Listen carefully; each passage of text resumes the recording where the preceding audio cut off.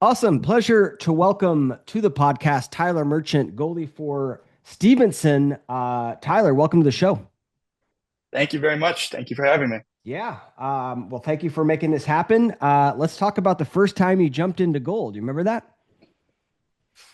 So I like to break that up into two separate stories. There's two separate occasions, but there's a reason for why. So the first time, I mean, I was maybe like 8 or 9. We were playing in some like little rec league thing to keep, sticks in hands. And I was getting upset because I was just like, they're letting in everything. And I was just like, there's no way it's that hard. Kind of jumped in. Obviously, first time in goal, didn't realize how hard it was. Got scored on a bunch.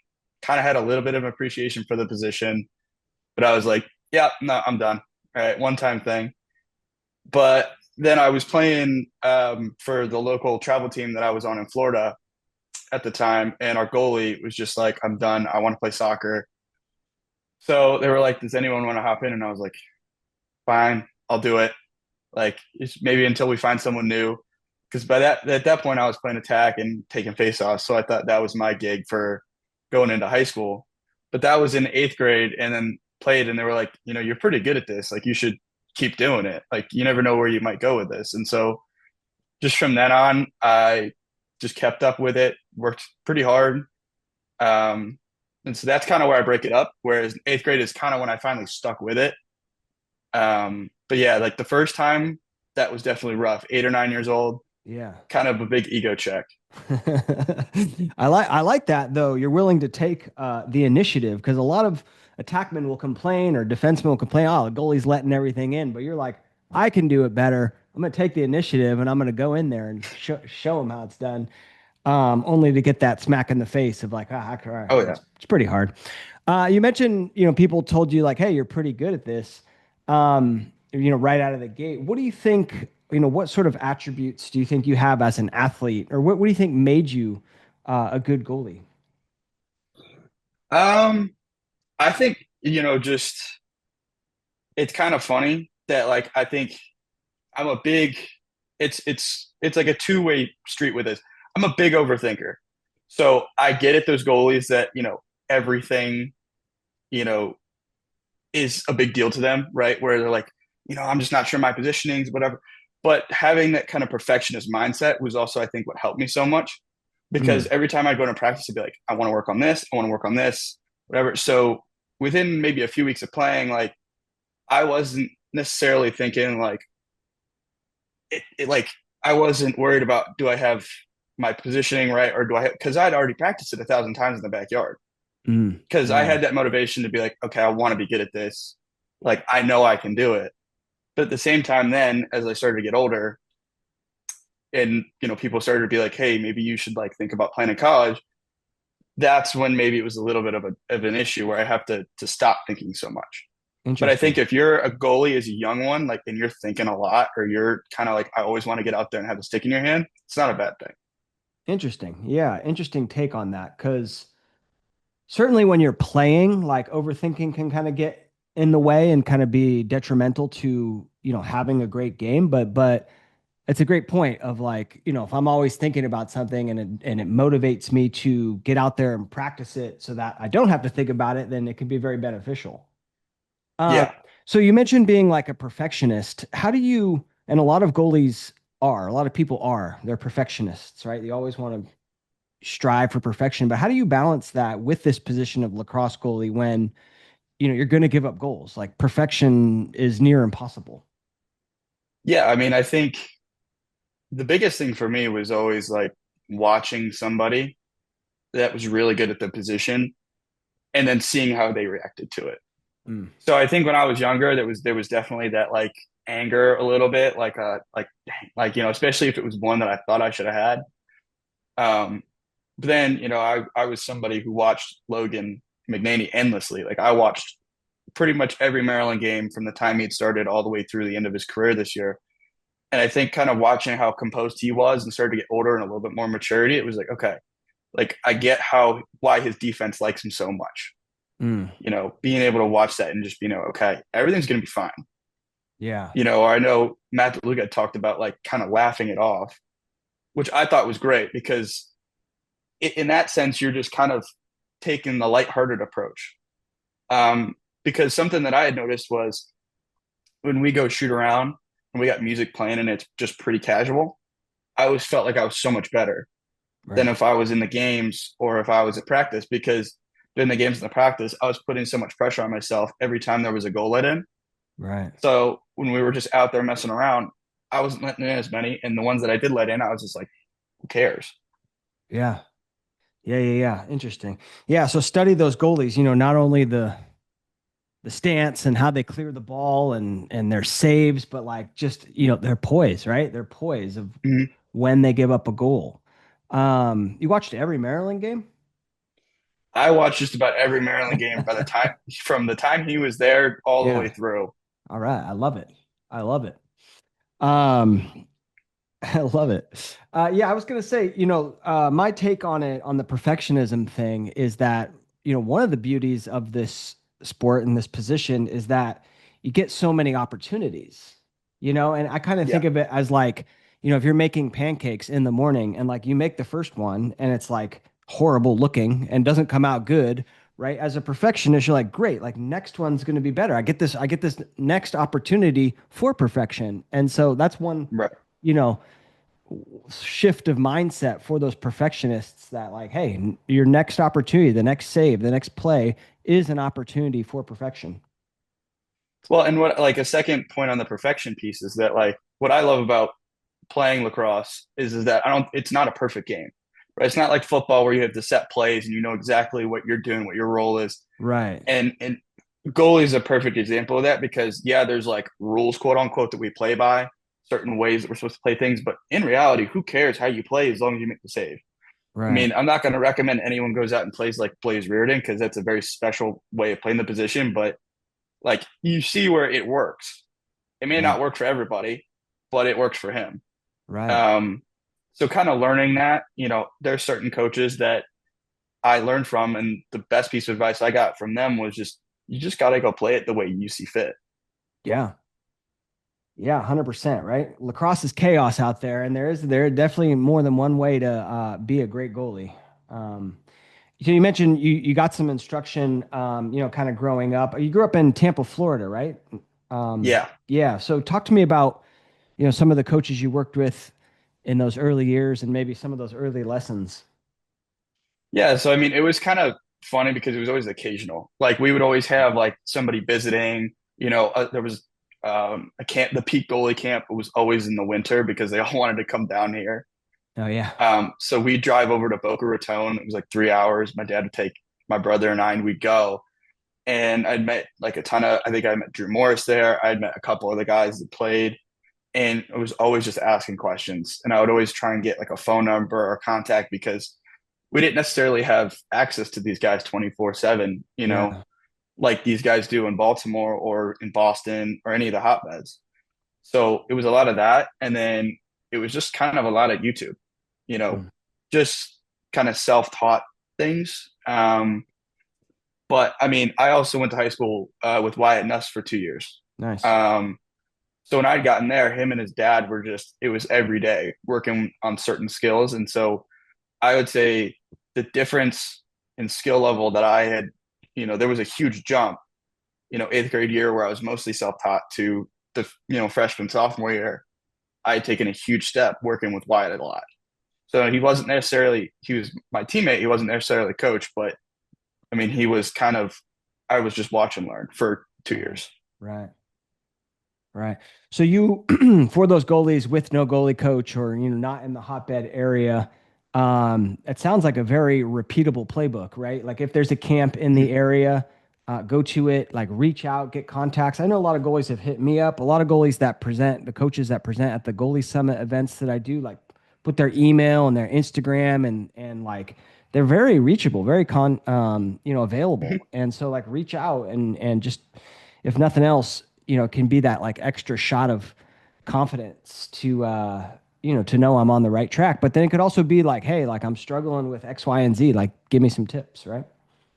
Right. Yeah. Well, and I would say most of those guys are super willing to help. And then second of all, too, like weigh the advice. Not everyone plays goalie the same, like I said. So sometimes there Yeah. was things that some other guys would tell me, and I'm like, I go try it out. Maybe it wasn't for me. Yeah, Some other yeah, guys yeah. that give you a piece of advice, you're like, that's golden. Right. Um, so I would just, I'd reach out to as many people as possible, especially if you don't have access to a good coach, Yeah. and just do your best. Yeah, that's a great point. I mean, there's like some I follow like basically all the lacrosse goalie coaches, and there's some that and I've learned a ton. And but there's some that teach things that like I'm like, okay, I could see how that could work, but like I just like from what I've tried and the kids that I've worked with, um, I don't think that's the right way. But hey, if you want to do that, like by all means. So like we going back to what we Mhm. said, more than one way to play this position. Right. Yeah. I mean, you just look at Blaze, like you said, he's just standing there like, in the most like upright, seemingly unathletic stance you've ever seen. And yet like 3-time, 4-time goalie of the year in the pros. So it's working. Right.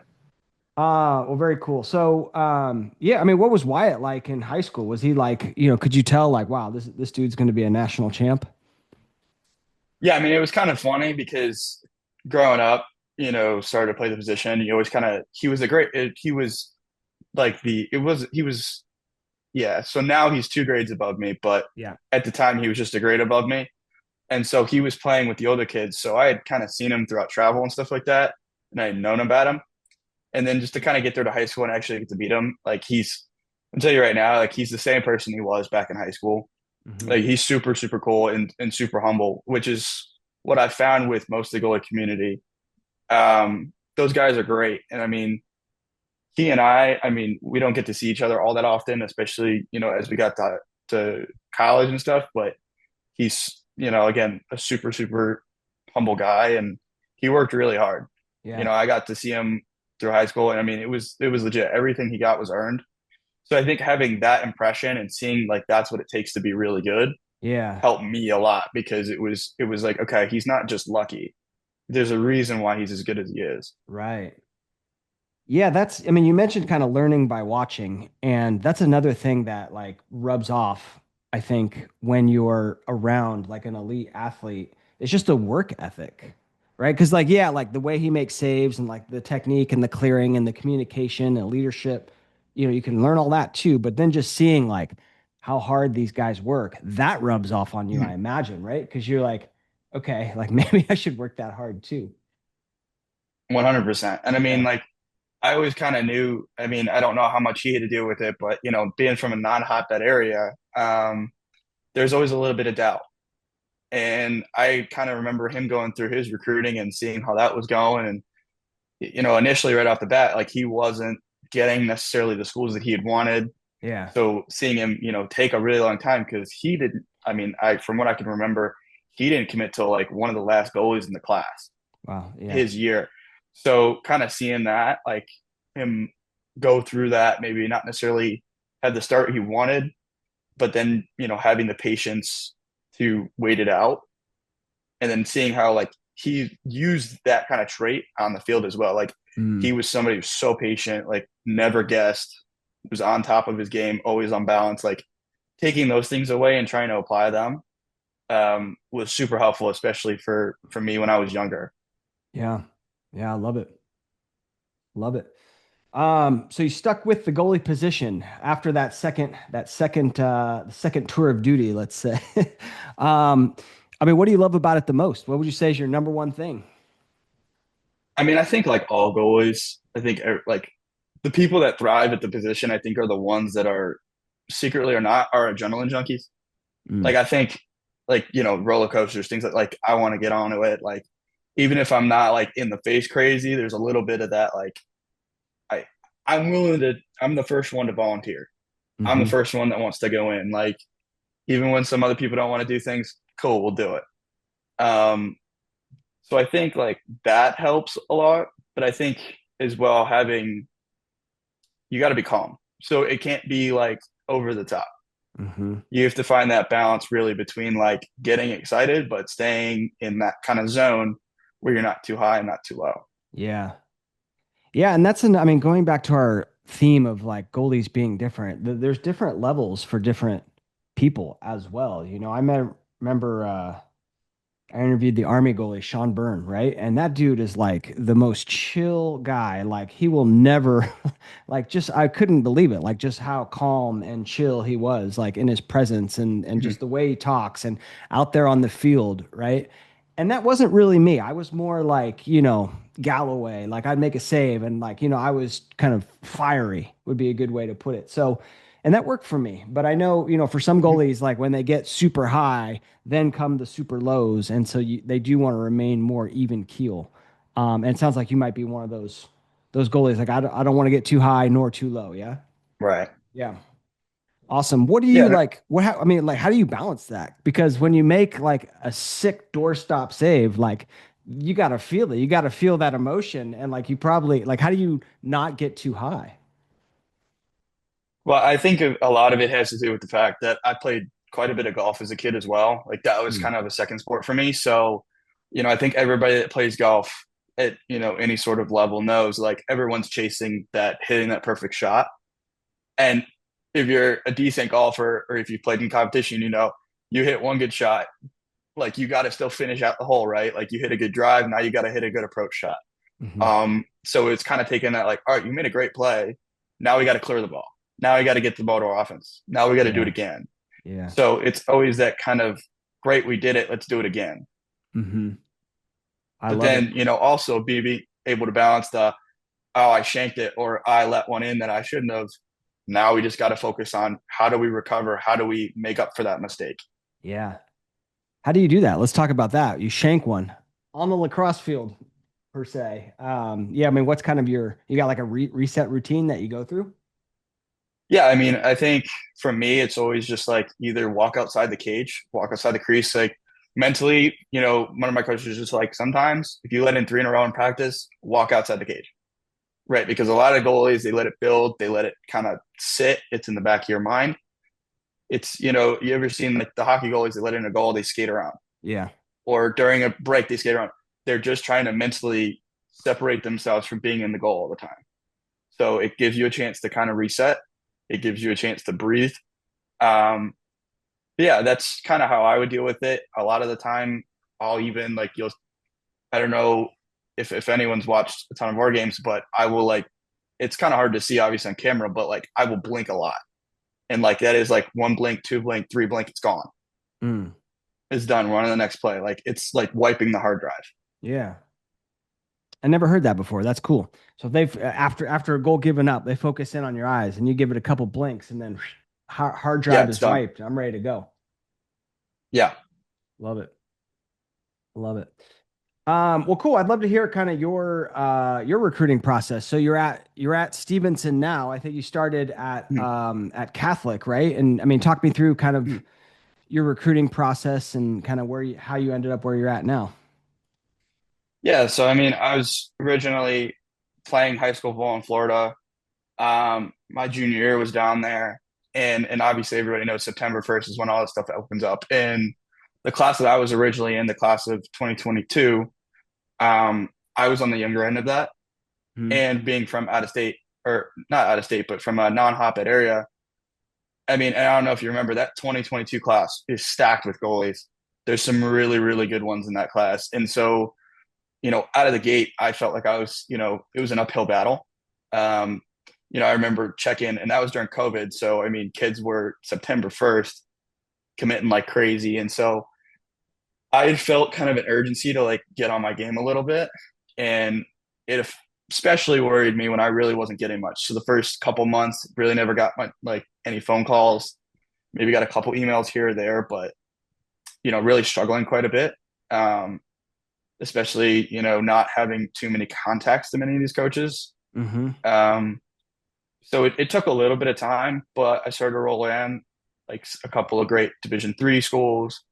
Um, finally got on a visit or two, and I mean, for any kid that's going to go on a visit, it's nerve wracking. Like that's normal, especially if these are guys that you've been seeing for years growing up watching at the Division I level.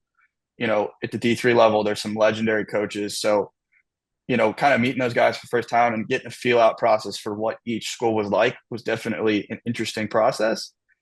But then ultimately, I just decided I wanted to give myself an extra year, and so I reclassed and went up north. Um, and so I did 2 years at boarding school.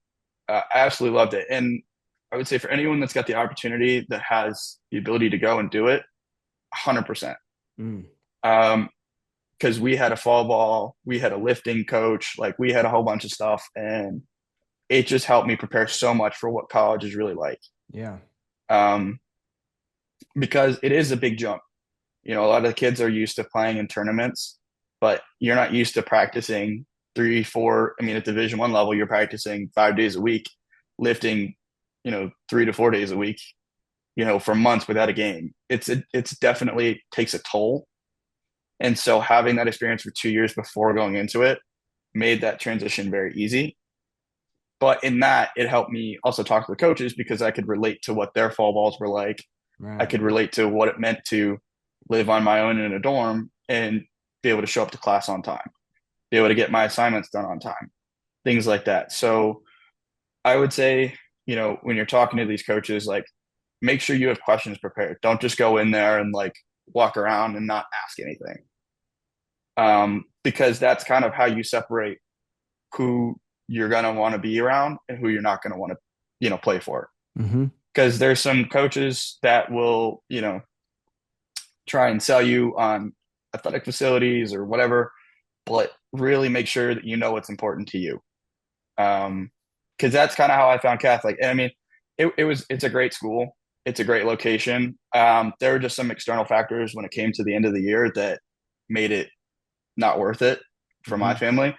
But like if I looked back at my recruiting process and I look at that again and the criteria that I had, like it was still the best fit that we had had at the time. Mm-hmm. But then going through that process again in the transfer portal, it's a lot quicker.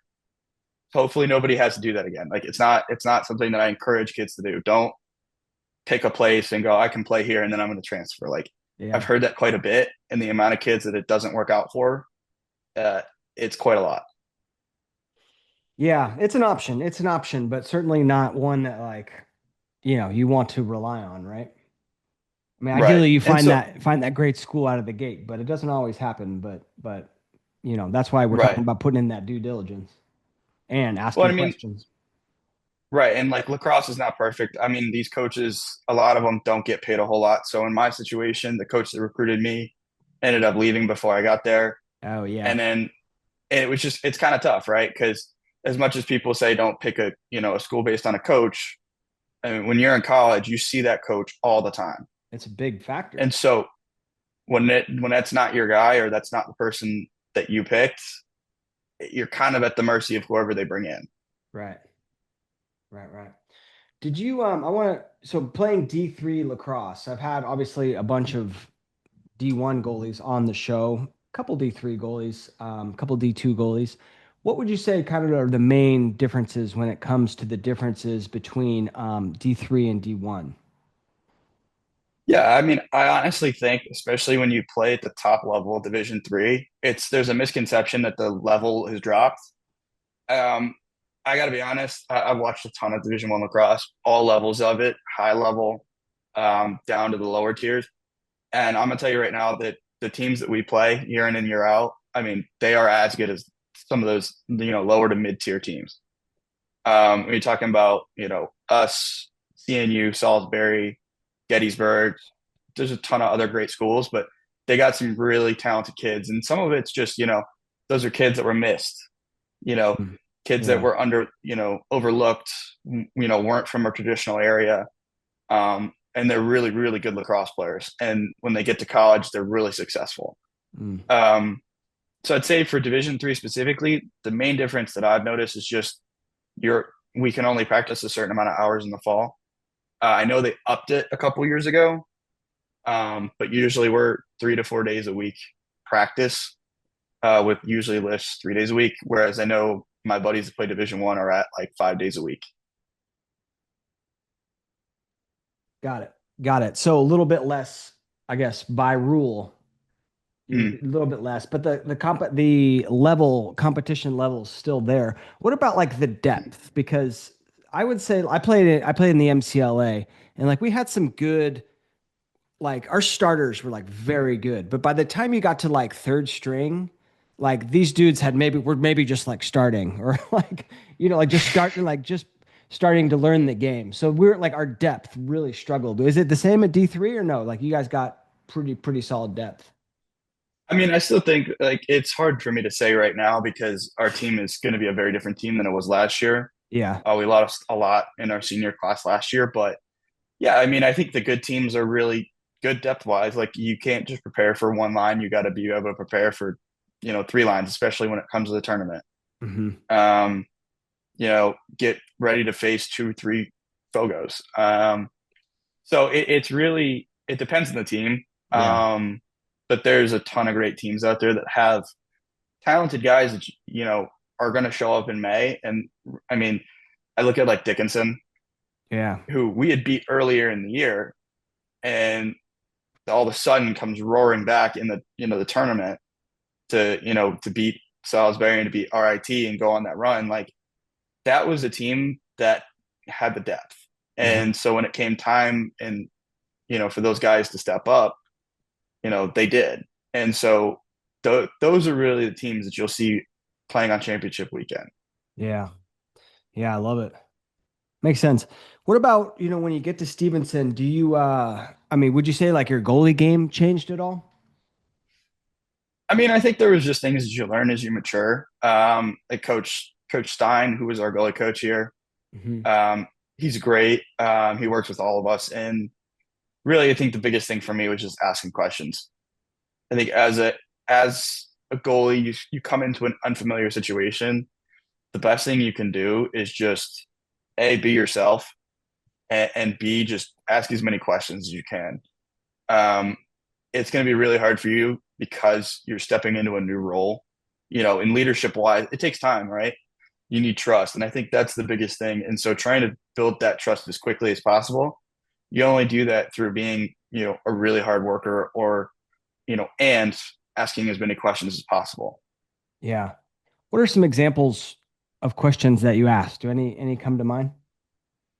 Yeah, I mean, I always ask my guys like, am I loud enough? Am I direct enough? Can you guys hear me?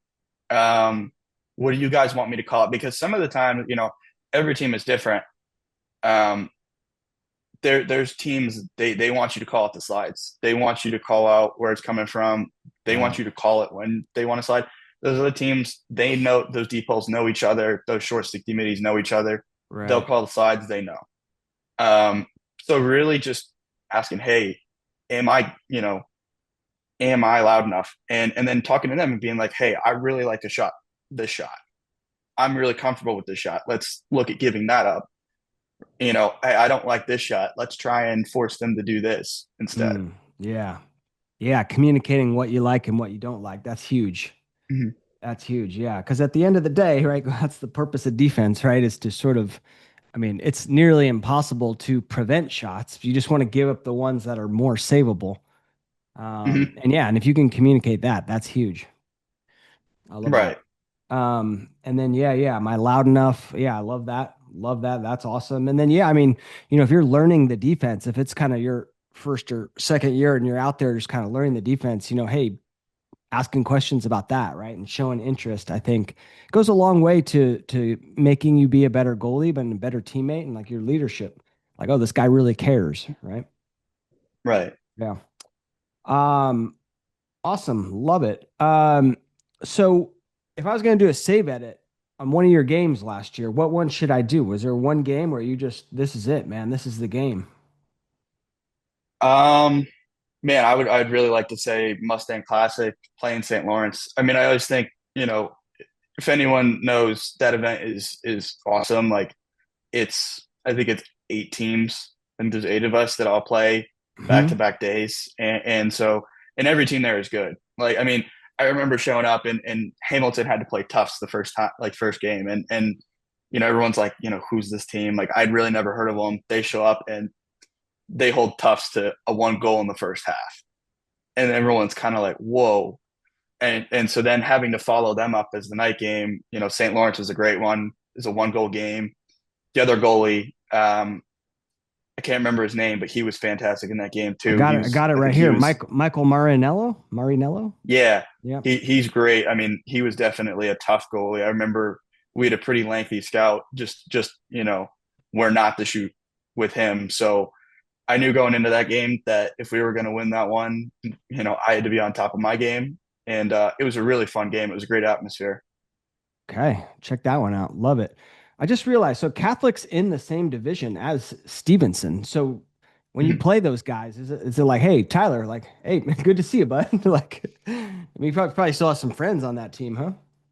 Yeah, I mean, it's mixed reactions. I mean, I have no hard feelings towards them at all. Like, it's everyone wants to play college because they think it's fun, and Yeah, everyone's got to find the right spot for them. So, I mean, for some of those guys, I know some of them it sucked because I really liked playing with them.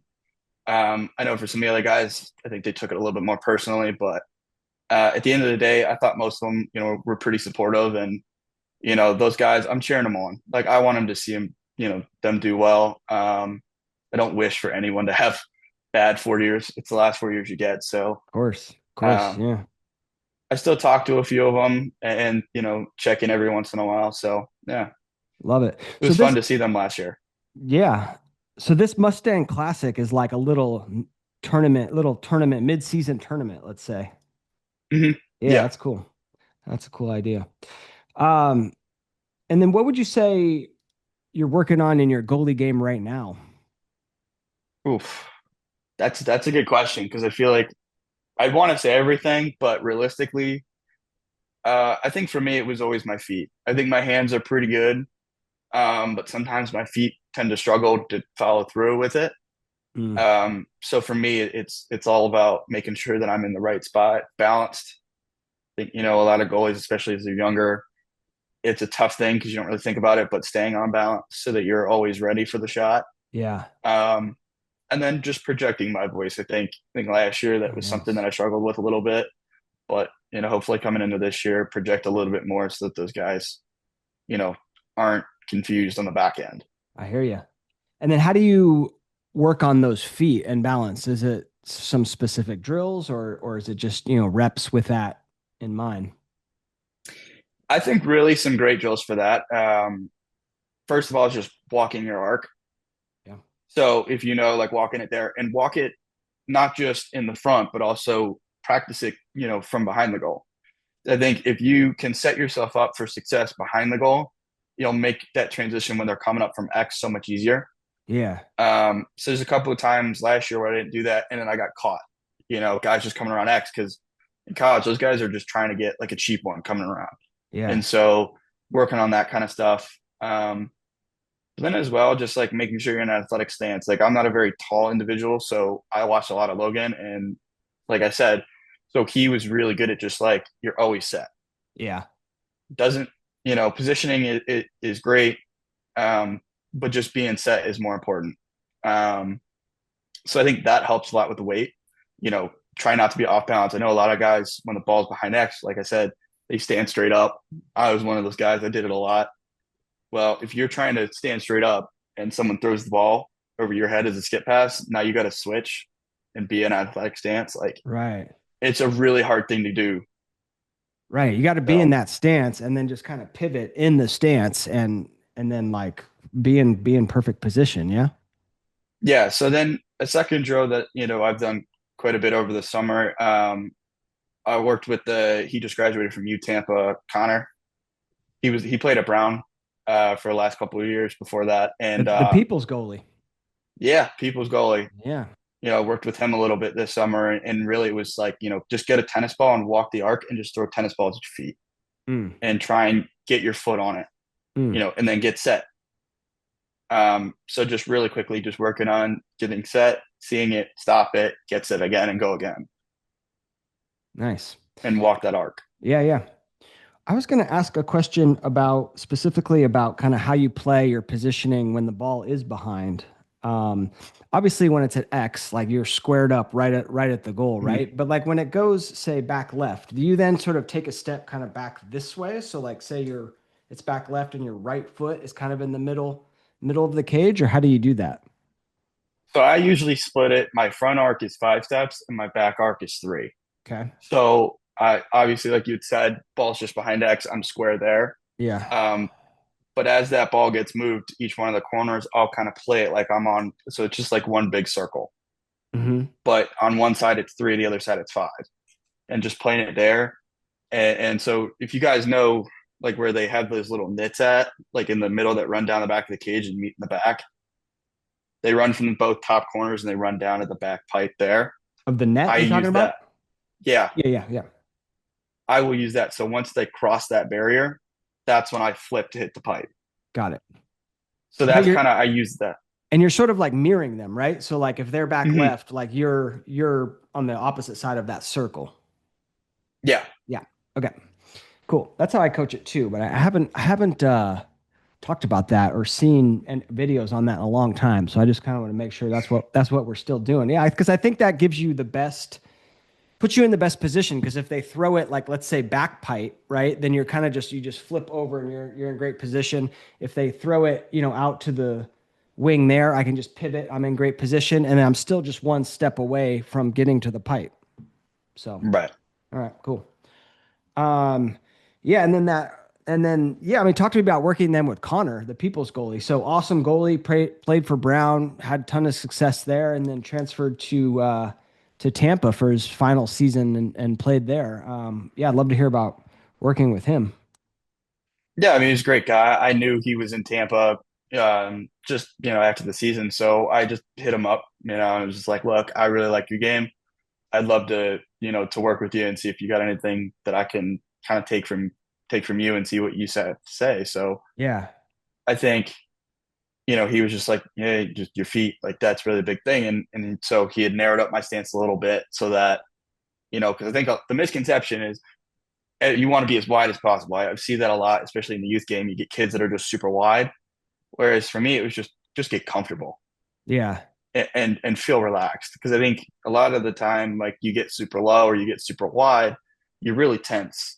yeah, Whereas if you're just kind of sitting there, not in an unathletic stance, but you're just kind of relaxed, it makes the game so much easier. So really worked on that and trusting it. Because a lot of the time, I'm again somebody who, as soon as I see it, I want to go. And sometimes with these college guys at the high level, they can put spin on a bounce shot. mm, And so you need to necessarily sit and wait. So just those kind of couple of things. But, he's very good as a coach, very concise. Um, and just somebody that like it feels not like a coach, it feels kind of more like a friend. Um, that I could be like, look, I'm really struggling with something. Can you help me? And he would mm. always be there. That's cool. And did you just like reach out to him? How did you make that happen? Yeah, I mean, I'd known he was in Tampa, but I'd never met him at any of the camps or anything. So it was funny. I just showed up with one of my buddies who also plays the team at UT, and we were just getting reps in, and he had shown up, and I kind of recognized him, and so went up to him, and then after that, I just sent him a DM on Instagram, and Yeah, just from there made love it it. work. Love it. Yeah, I've given that advice tons of times to like high school kids or even younger. I'm like, well, do you have any like universities in your area? And they're like, yeah, we got this D2 school or this D1 school. And I'm like, go to their page, look at all four goalies and just DM them all on Instagram. And like, I'm sure you can find one who's willing to work with you. Yeah, Awesome. What about Coach Seabass? Coach Seabass? He's the only other I Tampa. do. Yeah, yeah. He's the only other Tampa guy that I know. Yeah, I string a ton of sticks for his kids. Oh, cool. I do a whole bunch of that stuff, and I work with him quite a bit. So That's awesome. All it's right. always kind of fun to see him over the summer. Yeah, yeah. Yeah, he's presented at a couple events that I've done. He's a good dude. All right. What else we got? So how's Stevenson looking for this upcoming season? I think I enjoy the challenge because this year, I mean, we lost three of our captains just to graduation. Yeah. So coming in, it's a very new group. There's a lot of leadership positions to be filled. So I think being a goalie, just that automatically throws you into the ring because you just have to be a leader, Right. right? Whether you like it or not. So that is an interesting challenge. And then second, being on the second half of college, now I've got freshmen coming up to me asking like for advice. And it's kind of weird because I was always the one asking, like, how do I do this? What should I do? Now I'm the one that has to give the answers. So, kind of talked a little bit with my former captain, Jack Scalidi, just being like, how did you handle this? Because Yeah. I don't know, how to handle when a kid's asking me like where this building is at on campus or anything like that. Like that's not I wasn't answering those questions last year. Yeah. You tell them where the building's at. That one's simple. Well, simple if you've been there before. I know. No, I know what you mean though, because people are going to start asking you, for advice on particular situations that perhaps you're not adept in handling. Right. But yeah, but now you are that leader. And to your point, like goalies, it is a leadership position. Like we got all eyes on us, and it's a great challenge, right? It's a great challenge if you're not a natural born leader to step up and own that role. Because I don't think I was the greatest natural leader, but like being a goalie, by the time I was a senior, I was captain of the team because I had kind of like, Mhm. embraced that role and learned a ton along the way. Yeah, I think something that I've learned because I think I was on the train of thought of that because I'm not a very rah person. But I think for me, everyone's got a different type of leadership. They Yeah, just have different styles. I think obviously everyone thinks about the ones that are outspoken, that are loud, that are hyping the team up before the game. But you need guys that are steady that people can look to when things are going sideways. So in that St. Lawrence game, for example, like we were down 6-2 at one point in that game in the first half.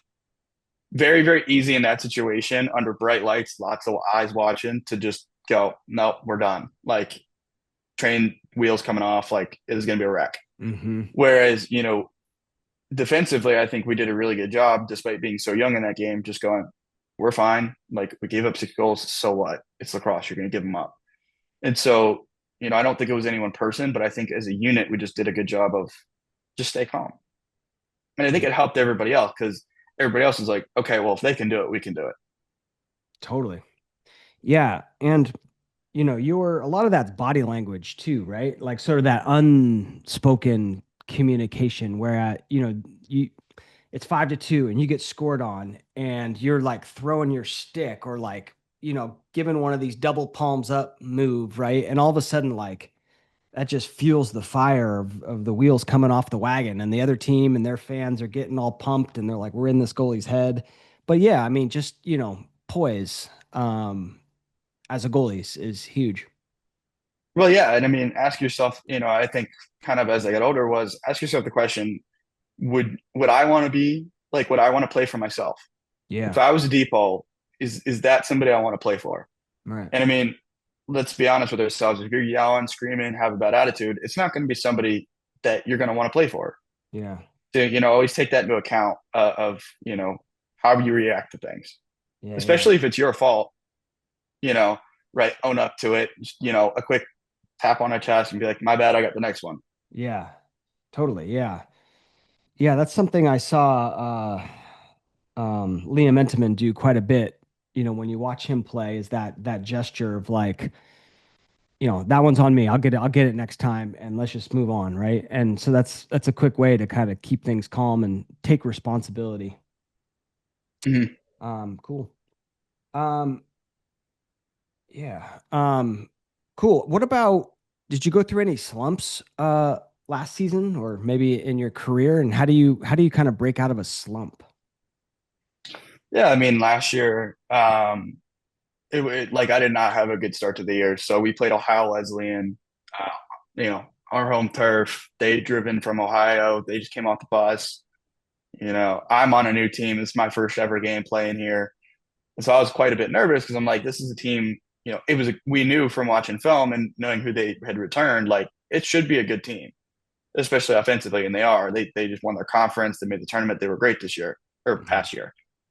Um, and the first half of that game was relatively tight. I think a little bit closer than we had hoped. And I maybe had like 2 or 3 saves in the first half, and I think they had scored at least 6. So I was a little bit in my own head and never got my feet set necessarily, in that game, never really got comfortable. And so, we were down, I think 3 going into the fourth quarter and made a huge comeback. I mean, our faceoff guy played great, offense played great in that game. We squeaked one out. But I remember being like, that game shouldn't have been as close as it was. And part of it, I think, was on me. Um, yeah, and just, having to then go into practice and just be like, I just got to reset. Like, just got to start over as if that game didn't happen and continue to do your same routine. I think a lot of guys, when something bad like that happens, they immediately go, okay, well, what do I need to change?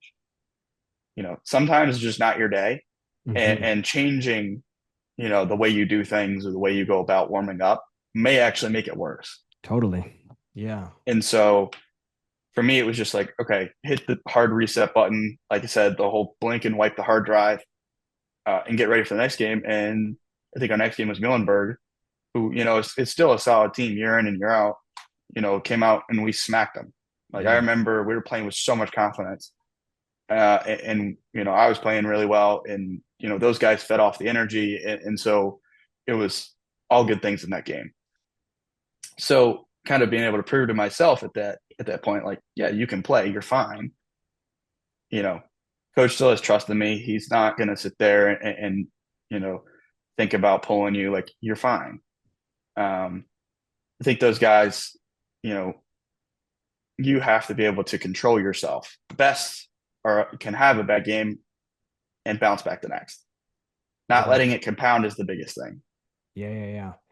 It's a great point about, not making those changes just because you have one bad game, right? And be like, oh Mm-hmm. man, I'm switching all this stuff up and your pregame routine, your stance, and how you hold your hands and all that stuff. And it's like, if you have like a run of, a bunch of bad games, then maybe we need to explore like, switching something up. But like definitely one bad game happens to all the goalies. And like, making those constant changes can get you off your game, right? And compound it and then have a Mm-hmm. stretch of games. So but yeah, how do you balance like, what would you say? How do you balance of like that idea of like, I don't want to constantly be switching things up with like, when is the right time to maybe try something new? What's your thoughts on that?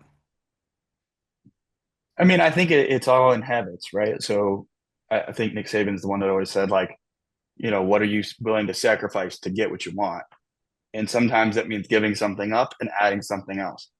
So, like for me, my freshman year, I would, show up to the field and just play. Hmm. Well, as you kind of get older, your body can't necessarily just show up. Like you got to stretch, you got to warm up. So in that time, kind of realize, okay, if I really want to feel my best, I got to get a good stretch routine Hmm. and kind of get in that. And then, hey, you have a day because, your back's sore, you're a little tight. Okay, maybe I need to add in some like, mobility stuff for my back, or I need to, you know, make sure that, hey, X amount of days before a game, need to lay off the weights, or lighten stuff up. So different things like that. It's a feeling out process, but I think once you have a solid routine, you'll kind of know because you just feel your best. Yeah. And if you need to tweak it, every once in a while, just that, as you get older, um, it's not a bad thing. Yeah. Yeah. Yeah.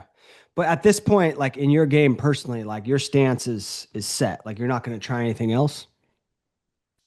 I mean, I can't necessarily say that I won't. If something does happen where I'm like, hey, this part of my game, I need to change. Yeah. I'm willing to change it. Yeah. But I think, going in and just going, I had one bad day, my stance, my hands, Right. Right. and Right. then it's just most of the time that's not a recipe for success. The guys who are the best are the most consistent, Yeah. um, and they know what works for them, Yeah. and Love they it. don't freak out when one day the bounce just doesn't go their way. That's the key. That's the key, right? Um, you mentioned you string up a bunch of heads too, yeah? Mm-hmm. Yeah. What Yes, I do. let's talk about that a little bit. What do you like to play with? What's your stick setup? I have it right here. All right. Talk I me had through it it. ready. Talk me through it. So I have this is a STX Eclipse III, which I grew up on Eclipse. So Yeah. for a while there, switched over to the Impact for a little bit, but we're back. But I've always been a fan. I don't know how many people know. I was always been a fan of the Mesh Dynasty.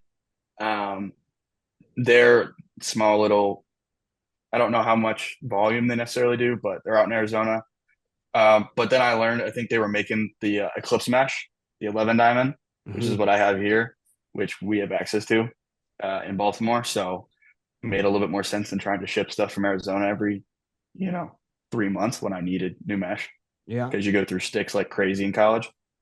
Um, but yeah, and then I just play at ECD shafts. I think they're some of the best, some of the lightest. But yeah, I try and keep it pretty simple. Um, as a stringer, I think, like you said, the overthinker part is I have one bad day of practice. I need to go switch up my pattern. I try not to do that. But yeah, I try and keep it fairly simple. Yeah. And I see you got the ghost pocket, the no shooters set up. Why do you go with that? I think right now it's just a feeling out process. A lot of the time I'll rock use. Yeah. Um, but I mean, I think every stick's a little bit different. So we'll see with this one. As of right now, I like the ghost pocket, but maybe in a month or two, I might be like, well, maybe I want something else in there. But I think the ghost pocket, in my opinion, when I string sticks, is great, especially for the younger ones because it's just less moving parts. Mm. I remember as a kid having a stick throw straight to the ground, and I didn't know how to fix it at the time. So then you're just kind of freaking out, like I don't know what to do. Um, so I think when I string, especially for not just younger kids, but in general, if I can keep things simple, then I will, just Yeah. because it makes it easier over time. Yeah. And how did you learn how to string sticks? Just over COVID, like I would just, I have ADHD, so I hyper fixate on things. Mm. And so I just was kind of bored at home, especially when school was done. So I didn't really have anything to do. So I would just follow all the stringing accounts like Wonderful, Luke Sidewalker, Yeah. and I would just kind of watch what they were doing. I'd watch the tutorials and just try and copy it and just redo it, unstring it, redo it again, and just kind of eventually got a feel for it. Um, but it was just mostly that. Yeah. I love it. I am a horrible stringer, but I strung up a impact using, Mr. Wonderful, and it came out okay. I give myself like a C minus, so passing grade, but definitely needs more practice.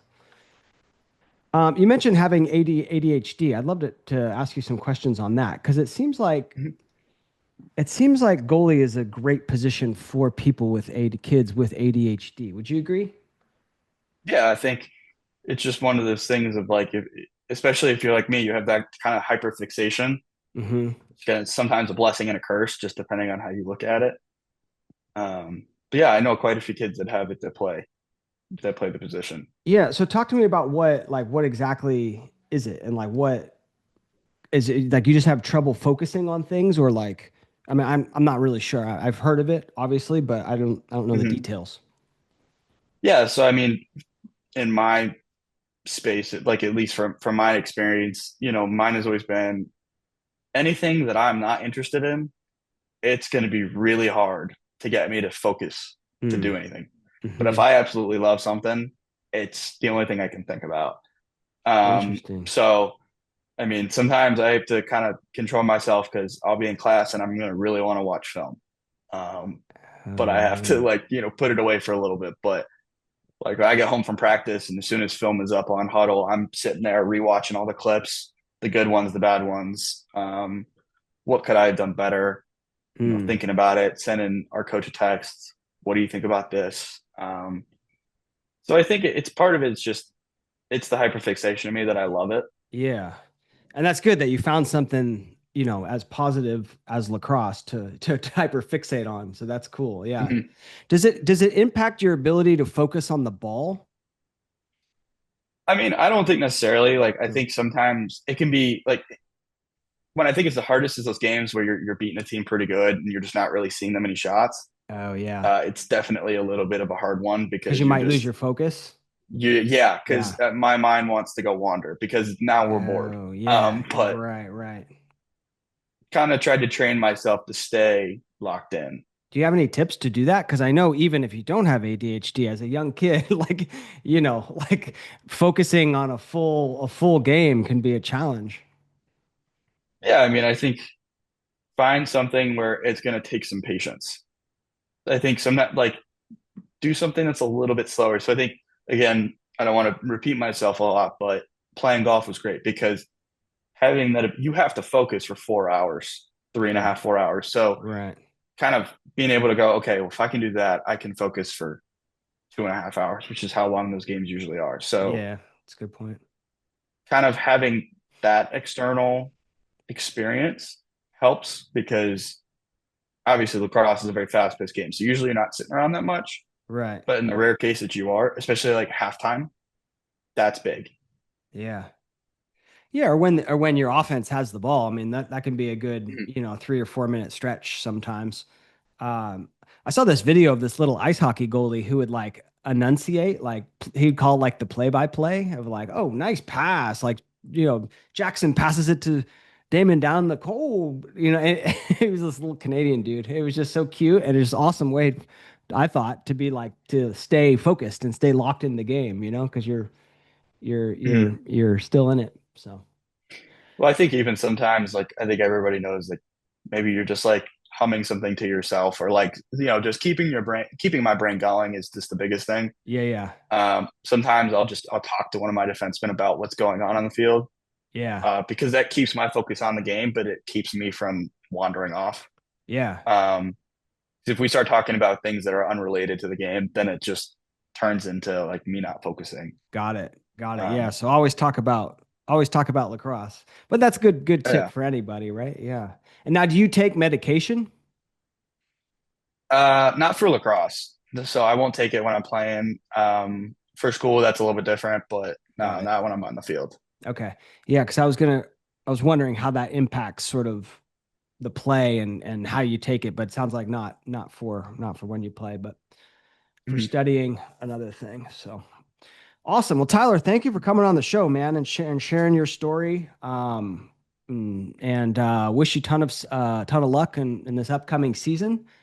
Did we hit it all? Was there any other great Yeah. story? No, yeah, I think we hit it all, right? You're not holding out any other great stories on me, are you? Not that I can think of. All right. I'm sure as soon as we hit end on this call, you're like, oh man, why didn't Cool. Well, like I said, If so, that's my fault. no, all good, all good. Great episode. If you had to leave the goalies out there with a final piece of advice, what would that be?